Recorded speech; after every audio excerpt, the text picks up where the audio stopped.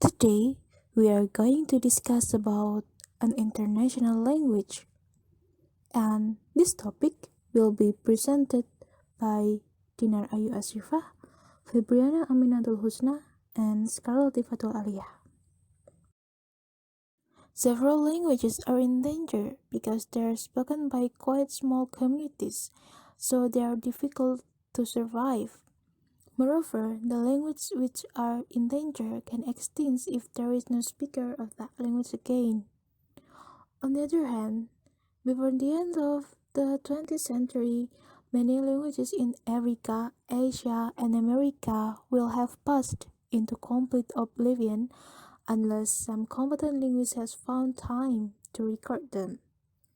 It means that people need to do some strategies to maintain the existing language. For instance, people still should use the available language of their area to avoid extinction. Or they can make several events such as language program to attract the speaker in using certain language. Furthermore, increasing awareness about extinct language can make people realize that they are part of the maintaining of the language. It means that they have an important role to maintain the language itself. The languages that remain are constantly changing with the changing needs and circumstances of the people who speak them. Change is the manifestation of life in language. It changes because the need of its speaker changes. New technologies, new products, new experience require a new word to refer to them clearly and efficiently. It can be said that every language is flexible because it tries to make a new word that is suitable for the current situation. Furthermore, the language changes because the speaker gets a new word from different place, since people always make a relationship and doesn't matter with whom they make the relation. Then, they also borrow another language or they create a new word by shortening it. It means that the situation has a big role in changing the language. However, word order also changes, although this process is much slower. And even the sounds of a language change over time. It can be concluded that language always changes because of the need from the speaker. At least, language is flexible when it's being used. On the other hand, the great languages of the world, such as English, Russian, Chinese, Japanese, German, Spanish, French, Italian, Portuguese, Dutch, and Arabic, are just as liable to change as Swahili, Tamil, or Choctaw. A change process in a certain language is real, but it can be artificially retarded because of special conditions.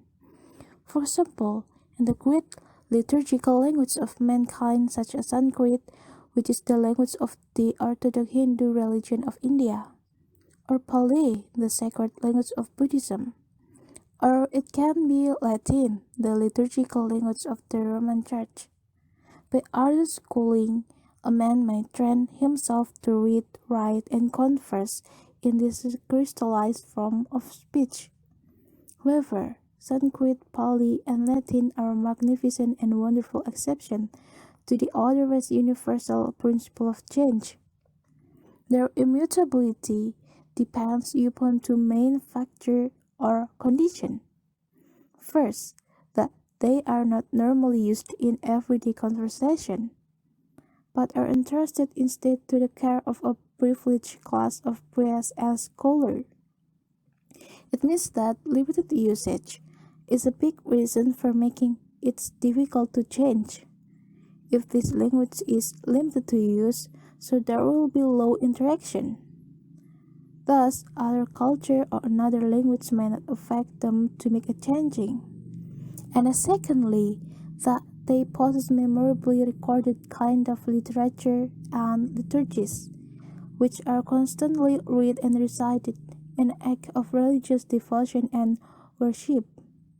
It means that The language is special because it's only used for certain purposes such as religious devotion and worship, so that this language is rigid for its use, but it will still exist because it has a strong purpose to be still maintained.